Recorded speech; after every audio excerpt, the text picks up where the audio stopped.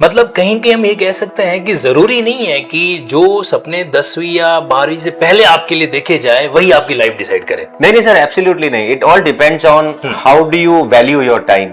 Sir क्या हुआ that जब मैं बैंगलोर गया था, right, so my father did everything for me, but then ultimately I was the one who requested him कि यार मैं सर एजुकेशन लोन लेकर पढ़ना चाहता हूँ। I do not want to be a burden on you because I have already been such burdensome, तो मैं अब आपको और तकलीफ नहीं देना चाहता हूँ। तो जो आपका ग्रेजुएशन एजुकेशन लोन के बेस पे हुआ? जी सर।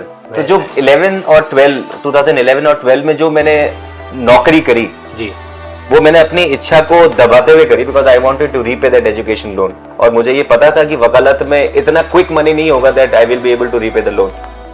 डॉक्टर मोहित सिंघवी, एक ऐसा नाम जिन्होंने एडवोकेसी के फर्स्ट जनरेशन सेगमेंट को एक अलग ही वे के अंदर सामने रखा है, और नो डाउट जो कुछ आज आप उनके माध्यम से ऑब्जर्व करने वाले वो बहुत ही बेहतरीन होने वाला है। जब मैं इनके ऑफिस पहुंचा तो मैंने देखा कि कैसे एक युवा इंसान जो मतलब अपनी लाइफ के अंदर आगे बढ़ते बढ़ते इतनी ऊंचाइयों तक पहुंच गया कि दूसरों के लिए एक अलग ही आइडियल और अलग ही एक इंस्पिरेशन है जो बन गया। मोहित सिंघवी को आज वकालत करते हुए 15-16 साल हो चुके हैं। न जाने कितने ही मैटर जो है इन्होंने ट्रायल कोर्ट से लेकर हाई कोर्ट तक जो है डील किए हैं। कई सारे मैटर के अंदर इन्होंने मीडिएशन जो है वो मैनेज कराया है पार्टीज़ के बीच में। और आप देख पा रहे हैं जो बिल्डिंग अभी यहाँ पर एक एडवोकेट ऑफिस के रूप में आपके सामने है, इस बिल्डिंग को न केवल डिज़ाइन किया बल्कि अपनी मेहनत बल्कि अपने एफर्ट से इसको एक तरीके से एक नया जन्म भी दिया। यहाँ पर अपनी पूरी टीम को लेकर, और सबसे इम्पोर्टेंट इनकी लाइफ पार्टनर जो खुद एक एडवोकेट है रियल एस्टेट सेगमेंट के अंदर, और साथ ही साथ उनकी टीम के अलग अलग एनर्जेटिक डायमंड्स जो इनके कामकाज को और बेहतरीन बनाते हैं। इंटर्न्स जो जूनियर्स इनके गाइडेंस के अंदर अपनी शुरुआती वकालत को ऑब्जर्व कर रहे हैं, सीख रहे हैं, उनके लिए भी प्रॉपर फैसिलिटी इन्होंने मैनेज की, कॉन्फ्रेंस रूम मैनेज कर रखा है। किस तरीके से जब क्लाइंट आता है तो उसके लिए कंफर्ट जोन होना चाहिए वो सब मैनेज किया। मतलब अनुभव का, पढ़ाई का और साथ ही साथ अपने जोश का एक अलग तालमेल आपको यहाँ पे दिखाई देने वाला है। तो आइए चलिए मुलाकात करते हैं doctor Mohit Singhvi, practising advocate at Rajasthan high court. Welcome back with the amazing session advocate Mohit ji Singhvi. Mohit ji नमस्कार और स्वागत है आप सबका वापस लिंकिंग लॉ के आपके अपने इस प्लेटफॉर्म पर। Thank you sir, thank you once again. तो मोहित जी पुराने वाले सेशन को कंटिन्यू है जो रखने वाला है। मैं आप सभी को बताना चाहता हूं कि अगर आपने पार्ट 1 नहीं देखा है तो मोहित जी की इनिशियल जर्नी यानी कि फर्स्ट जनरेशन लॉयर किस तरीके से खुद को लॉ ग्रेजुएशन कंप्लीट करने के बाद सेटल करता है, उस पार्ट 1 को जरूर देखिएगा। यहां पर आपको लिंक दिख जाएगा और साथ साथ कमेंट बॉक्स के अंदर भी मेंशन किया हुआ है पार्ट 1 का कंप्लीट वीडियो लिंक। आज 5 सेकंड के अंदर मोहित जी मैं आपसे स्पेशली जानना चाहता हूं, एडवोकेसी का एक स्टार्टिंग फेज जब आपने शुरू कर लिया, उसके बाद आज 2026 तक जिस तारीख को हम ये वीडियो रिकॉर्ड कर रहे हैं, 15 साल से भी ज्यादा का एक टेन्योर आपने एज एन एडवोकेट कंप्लीट कर लिया।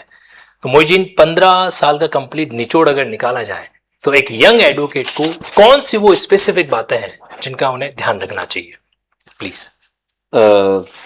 सर ऐसा है that in our last session मैंने आपको बताया था कि how was the journey till the time I graduated in 2010, right. But journey has been very difficult even after that. ऐसा नहीं है कि वो 2010 में आपने लॉ पूरी कर ली और आपकी जर्नी वहां खत्म हो गई।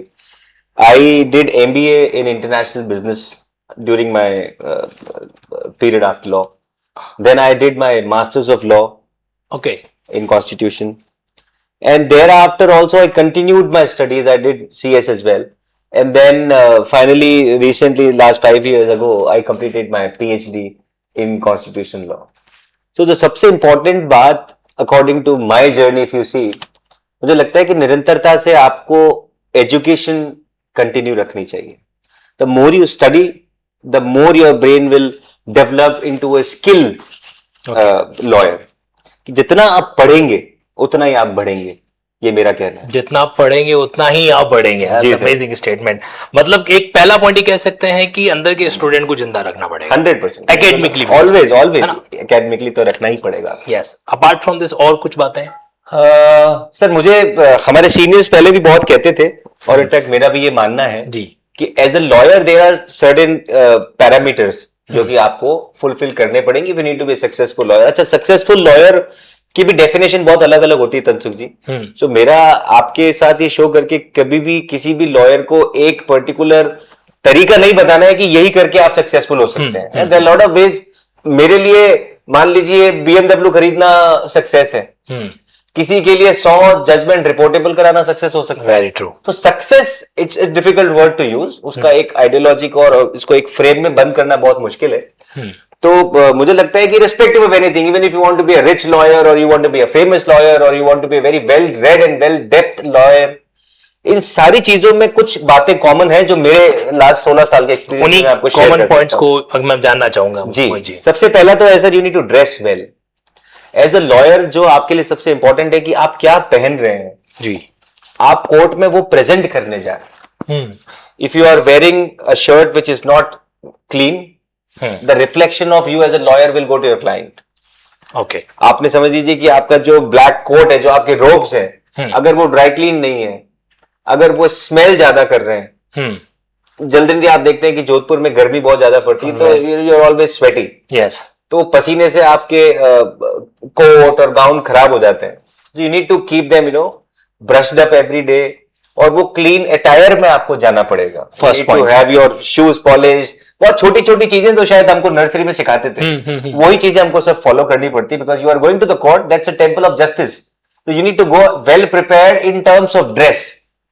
Very true. You dress properly, then you address properly. Dress and address. Okay, कि आप कोर्ट के सामने क्या बोल रहे हैं, कब बोल रहे हैं, ये आपको बहुत ध्यान रखना पड़ेगा। That's a hallowed seat of justice. तो आपको एड्रेस विथ प्रॉपर रिस्पेक्ट करना पड़ेगा। You need to ensure that आप जो बोल रहे हैं वो वही बोल रहे हैं जो जरूरी है।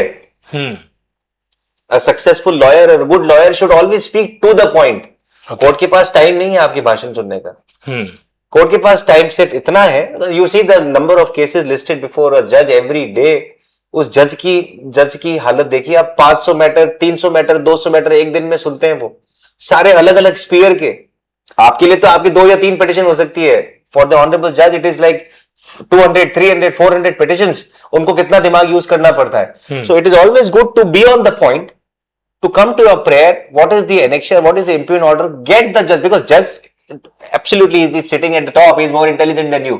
आप जो बोलना चाह रहे हो वो पहले समझ सकते हैं, लेकिन आप अगर वहां तक जा ही नहीं रहे जो इंपॉर्टेंट है, तो दिक्कत आती है। You need to address properly to the client. Second to the point, court. yes.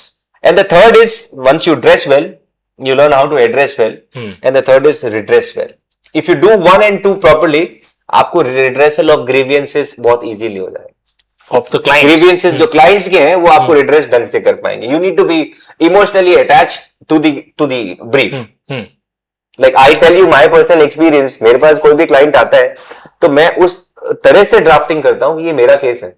Because unless and until you are emotionally attached to that case, you will not come out with flying colors. These days I've been hearing from a lot of young counsel, they are actually not bothered about the result of the matter. Why? You should be bothered.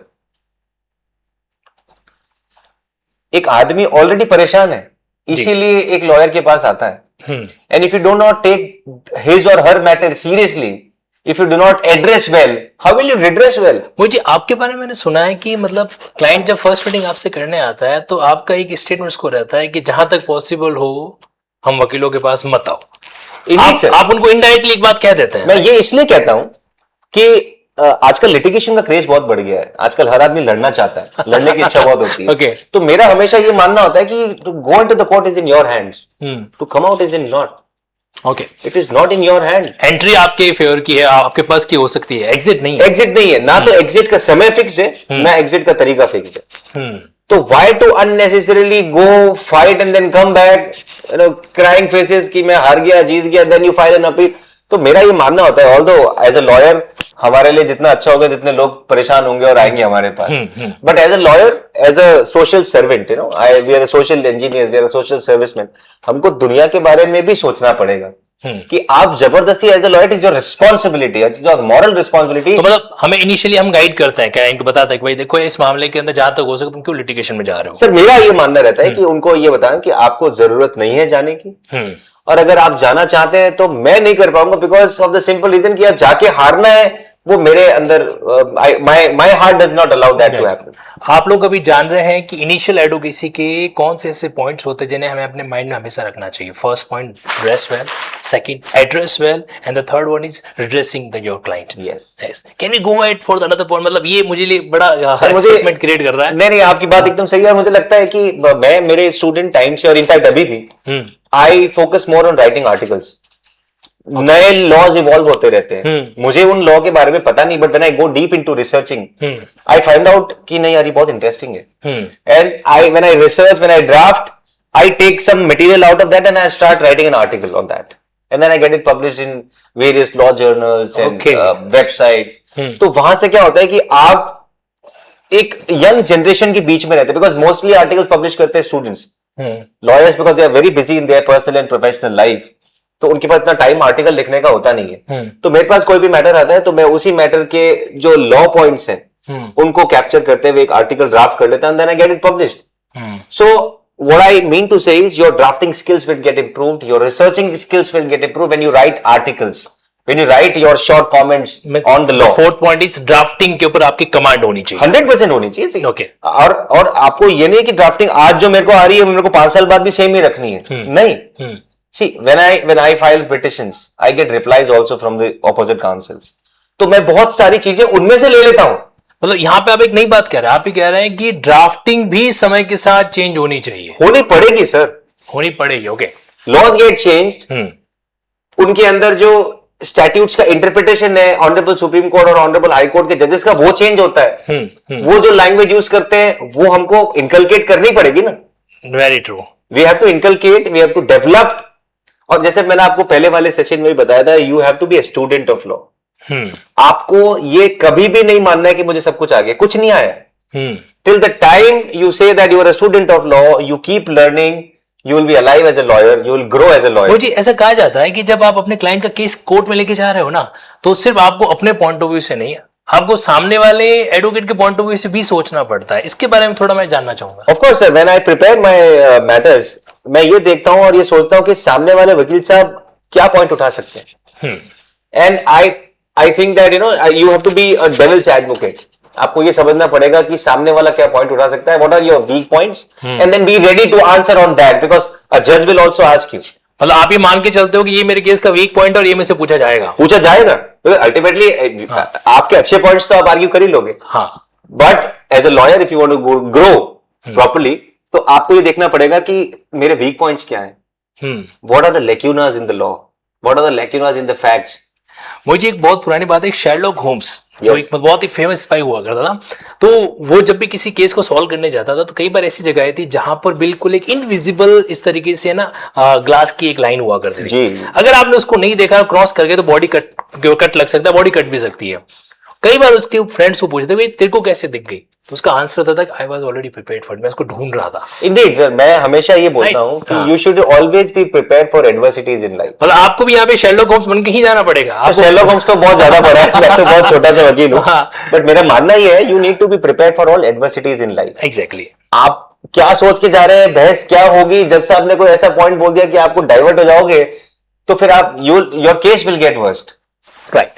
इससे पहले मोहित जी मैं आपसे और आगे के point जानूं. मतलब देखो यहाँ पे सर ने 2 स्पेसिफिक पॉइंट बताए जो हमको ध्यान में रखना है, चाहे वो हमारे लिए एक ड्रेस कोड हो, चाहे एड्रेस करने का पॉइंट हो, रिड्रेसल का पॉइंट हो, ड्राफ्टिंग का पॉइंट हो, या फिर एक तरीके से इस वे के अंदर सामने वाली पार्टी के पॉइंट ऑफ व्यू को भी हमें पहले से प्री प्लान करना हो.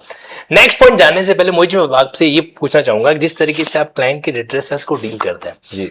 कहते हैं कि एडवोकेट, सीधी सी बात है, बाहर तो एडवोकेट होता है बट घर तो फिर मामला अलग चला जाता है. तो कई बार आपको भाभी जी से या ऐसा मैम से कभी ऐसी डांट नहीं पड़ी कि क्या है तुम्हारे, जब देखो मतलब कोर्ट फाइलें. सर ये तो हर वकील के साथ होता होगा. हर वकील के साथ होता है. और मेरे साथ भी बहुत हुआ, और मेरे साथ डिफिकल्ट और डिफरेंट इसलिए था बिकॉज एमआर सिंघवी साहब का वर्किंग टाइम बहुत डिफरेंट था. जी.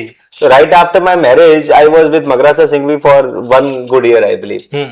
तो मैं रात को 3-4 बजे घर जाता था. So my wife should have asked me this question कि why do you come so late? But because क्योंकि during engagement time or pre-wedding time मैंने clear कर दिया that my life will be very difficult. I will have no money. I will have no money for the initial 3-5 years. I will have not even time to spend with you.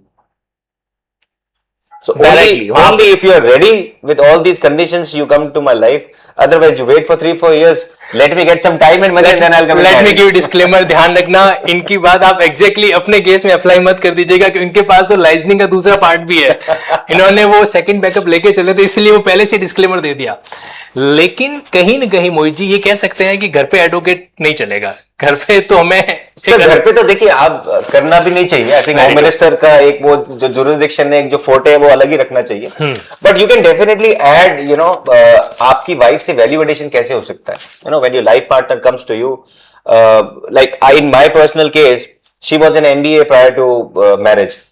Then when she looked about it कि यार ये इसका schedule ऐसा है, she is always busy in work here and there, आना जाना, time schedule नहीं है, तो मैंने ये सोचा कि why not you also jump into law. तो she also jumped into law. Now she has done her LLB, LLM and about to finish her PhD. And throughout the journey, can't we say she was influenced? or probably I got influenced. मतलब आपने कह दिया कि देख भाई मेरे साथ रहना तो वकालत तो करनी पड़ेगी, ऐसा तो ये कंडीशन तो नहीं थी, but sooner or later we both, you know, being a matured individuals, we understood our commitment to each other, and then that's the best possible way to be together, to be connected. तो आजकल हम जब भी बैठते हैं, बात होती है, तो एक ना एक बार शुरुआत बात लॉ से ही होती है, because she is into real estate, वो रेरा और इंश्योरेंसी कंपनी के मैटर संभालती है, तो she is not into high court practice, but she is into RERA, DRT, banking and NCLT practice. तो कहीं ना कहीं लॉ की बात तो शुरू होती है। अच्छा, मुझे एक खुरापाती सवाल आ रहा है, जी सर। इससे पहले वो गायब हो जाए, पूछना चाहूंगा, मतलब लाइफ पार्टनर जो है वो सिमिलर फील्ड का होना चाहिए या नहीं होना चाहिए? आपका पॉइंट ऑफ व्यू क्या कहता है? सर मेरे हिसाब से होना चाहिए, होना चाहिए, बिकॉज ये एक प्रोफेशन है जो सिर्फ एक पैसा कमाने का जरिया नहीं है। It is a different profession, it needs more dedication, it needs time, ये बहुत कुछ डिमांड करता है आपसे, जो कि आप एक नॉर्मल प्रोफेशन में नहीं एक्सपेक्ट करते हो। तो मुझे लगता है कि आपके जीवन साथी का आपके साथ में होना in the same field is a boon. So on a lighter side we can say कि ध्यान रखना, लाइफ के अंदर लाइफ पार्टनर भी बहुत बड़ा इंपॉर्टेंट रोल प्ले करता है, तो यहाँ पर उनके साथ भी तालमेल बहुत जरूरी, आपके हित के लिए जरूरी है, जनहित के लिए भी जरूरी है, जनहित के लिए जरूरी है। Sir coming to the next point, मतलब इन 5 बिंदु के अलावा और कौन कौन सी चीजें हैं जो एक यंग एडवोकेट्स को अपनी प्रैक्टिस के दौरान ध्यान में रखनी चाहिए? सर मुझे लगता है कि ये प्रोफेशन बहुत ही नोबल प्रोफेशन है, लेकिन आजकल धीरे धीरे यंग जनरेशन इस पर्टिकुलर पार्ट को भूल रही है। You know, they are not humble, they are very rude to the court, to the senior advocates, to the judges. तो मुझे लगता है कि थोड़ा सा इस पे हमारी यंग जनरेशन को काम करना चाहिए, यू नो, उनमें कोई खराबी नहीं है। कोई कैसा एग्जांपल, एनोनिमस एग्जांपल आप दे सकते हैं जब आपके सामने ऐसा कोई इंसिडेंट आपने? सर मैं आपको बताता हूँ क्या होता है कि 2012-13 when we were working in the old high court premises, तो चीफ जस्टिस कोर्ट के अंदर, इनफैक्ट हर कोर्ट के अंदर आगे की जो आप जहां आर्ग्यू करते हैं एज एन एडवोकेट, उसके पास वाली दोनों जो फ्रंट रोज थी होती थी, वो डेजिग्नेटेड सीनियर एडवोकेट्स या सीनियर एडवोकेट्स के लिए वो रिजर्व हुआ करते थे। मतलब कहीं वहां पे नाम नहीं लिखा था, लेकिन as a matter of practice वो इनिशियल रोज वहां पे छोड़ दी जाती थी कि सर वहां तो सीनियर एडवोकेट्स ही बैठेंगे जी, और वो खाली भी रहती थी ना तनसुख जी, तो हमारी किसी की हिम्मत नहीं होती थी वहां जाकर बैठने की। Okay, that was the terror, you know, terror in the sense कि that was the respect we had for our seniors. Nowadays that is missing. अब मतलब जूनियर है वो आगे जाके कहीं पे जाके बैठ जाता है, अब वो इंटर्न्स भी है वो आगे जाके बैठ जाते हैं, and they don't even realise when a senior advocate is standing, they don't even get up. That's not a good thing. That's not a good thing. So it's a noble profession. You need to be very humble. You need to learn the art of law. You need to learn the art of, you know, respect as well. Respect as well. सब ये हम जो है वो हमारे seniors की वजह से हैं। हमने जो सीखा है वो सीनियर से सीखा है। Very true. तो मतलब कहीं की जो है हमें इस गलती को नहीं रिपीट करना चाहिए। और उनका रोल हमारी जिंदगी में बहुत इंपॉर्टेंट है, हमारे सीनियर्स का role to shape our life. They have shaped in such a way. और आज भी देखिए वो सीनियर्स जो अलाइव हैं, the way they live their life, so they are so dedicated, they are clean shaved, okay, they are top to bottom clean, they are smiling. और वो इतने सीनियर हैं, वो अपने सीनियर का भी रिस्पेक्ट कर रहे हैं आज की तारीख में sir. Okay. There are examples, there are multiple lawyers here जो खुद 70 साल के हैं, लेकिन वो 75 साल वाले या 73 साल वाले वकील को ऐसे नमस्कार करते हैं और रिस्पेक्ट करते हैं. That is something which we should all learn मैं फ्रॉम. यहाँ पर आपको एक चीज जरूर दिखाना चाहूंगा. मैंने सर के ऑफिस में आते ही नोटिस की, जिस पर्सन ने मोहित जी को इस फील्ड के अंदर लेके आए थे, लर्नेड रमित मेहता जी, तो उनका एक letter I think handwriting में लिखा हुआ है. Yes sir. उनकी हैंड राइटिंग के अंदर उन्होंने एक लेटर लिखा था मोहित जी को एंड मैम को, दीपिका जी को, है ना. वो लेटर सर ने बकायदा पूरा फ्रेम बना के यहाँ पे रखा हुआ है. Sir because he shaped my life and मुझे कैन आई सी दैट वो बिल्कुल आपके राइट हैंड के अंदर है. और मैं आप लोगों को भी दिखाना चाहता हूं कि दिस वन देखो, ये है ना, ये कुछ चीजें जैसा मोहित जी ने कहा ना, तो सिर्फ कहने के लिए नहीं है, ये पर्सनली इनको फॉलो भी करते हैं. ये एक लेटर था जो रमित जी सर ने पार्ट 1 के अंदर अगर आप देखेंगे ना, तो रमित जी का सर ने पूरा जिक्र कर रखा है. तो वो जो लेटर उन्होंने लिखा था, तो सर ने उसका बकायदा पूरा फ्रेम बना के जिसको रखा है. दैट्स रियली मतलब sir this when I inaugurated this office, तो he was kind enough to write in such beautiful lines appreciating our hard work. That's really amazing. और ये वाकई में चीज हम लोगों को भी सीखनी चाहिए. मुझे coming back to the another part, मतलब एक तो है कहीं जो है कोर्ट प्रेमाइसेस के अंदर भी रेस्पेक्टफुल रहना चाहिए. पेशेंस को लेकर अगर बात की जाए तो यंग जनरेशन का पेशेंस आप किस वे में ऑब्जर्व करते हैं?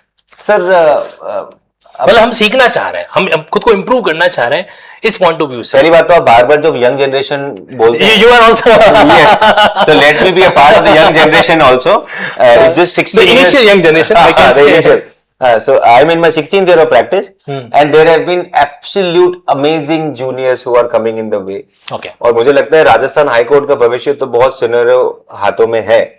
बट कुछ ऐसे यंगस्टर्स भी हैं जो कि बहुत ही रिच बैकग्राउंड से आते हैं, कोई बहुत ही एग्रेसिव बैकग्राउंड से आते हैं, किसी के पास एजुकेशन बहुत टॉप नॉच यूनिवर्सिटी की होती है. यहां पर आकर सब एक हैं. True. ये भूलना नहीं चाहिए. बहुत बड़ी लाइन कही आपने यहाँ पे.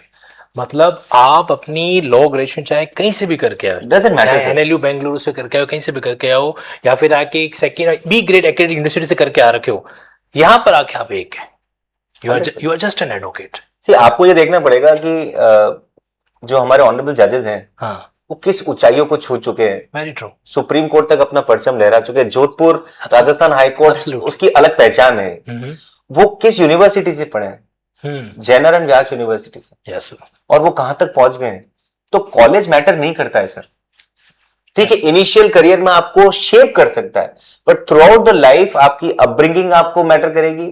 आप किस तरह से बिहेव करते हैं, what is the background you are coming from, and the हमारा most of the time is spend with the court and the lawyers. तो आपकी फैमिली से ज्यादा आप टाइम वहां दे रहे हैं, तो वहां का जो वातावरण है वो आपको शेप करेगा आगे बढ़ने के लिए. एग्जैक्टली. जी. मतलब हमें वहां पर खुद को जो है किसी भी दूसरे पर्सन से अप अबाउ नहीं समझना चाहिए. आप है ही नहीं. अब है भी नहीं. एग्जैक्टली. वैसे मोहित जी ने भी जैना एंड व्यास यूनिवर्सिटी का जिक्र किया, मुझे कुछ बातें याद आ रही है. Pushpendra Singh ji Bhati, honourable justice sir, है ना. जी सर. तो मोहित जी 2013-14 के जब मेरी LLB वहां से, मेरी लॉ ग्रेजुएशन जैना एंड व्यास से हो रही सर, मेरी मास्टर्स ऑफ लॉ भी वहां से है. एग्जैक्टली. मेरी PhD भी वहां से है. और एक और फैक्ट जो आपको आप सभी को बताना चाहता हूँ कि मोहित जी ने एडवोकेट रहते हुए, जैसे इन्होंने कहा ना कि इनको पढ़ने का शौक था, अभी भी पढ़ते रहते हैं, PhD लास्ट ईयर कंप्लीट कर रखा है, 10 साल तक, if I am not wrong, correct me, near about 9 to 10 years. 9 to 10 year जो है मोहित जी खुद वहां पे गेस्ट फैकल्टी के रूप में एज अ टीचर वहां पे पढ़ाते रहे. तो मोहित जी, मुझे जहां तक मैं आपको समझता हूँ कि वहां पर आपका जाने का इंटेंशन फाइनेंशियल टर्म तो बिल्कुल भी नहीं था. नहीं सर, इनिशियली तो था. Okay. 2000 we must appreciate the honesty. Initially था 2012-13 में. I think I started, I was the youngest guest faculty to begin my career. Initially तो इंटरेस्ट था, बट वो धीरे धीरे वो इंटरेस्ट तो जीरो हो गया. और दूसरा इंटरेस्ट, भाटी साहब ने एक बार मेरे को बोला था कि यार मोहित, पढ़ाना कभी मत छोड़ना, because till the time you continue to teach. ये लाइन मेरे लिए है. I must adopt it. आपसे बड़ा धनवान कोई नहीं है Kanchan ji. Till the time you teach. जी. आप पढ़ाने जाते हैं, उससे पहले पढ़ना पड़ता है. Very true, very true. Because आजकल की जो जनता है, जो जनरेशन है, वो आपकी 10 टाइम्स है, ये बात आप मान के चलें. जो यंगस्टर्स हैं वो आपके 10 टाइम्स हैं इन ऑल टर्म्स. अभी जो जूनियर वकालत में आ रहा है, उसके पास कनेक्शंस भी ज्यादा है, उसके पास ड्राफ्टिंग स्किल्स भी बहुत बेटर है, उसका बैकग्राउंड भी बहुत शानदार है.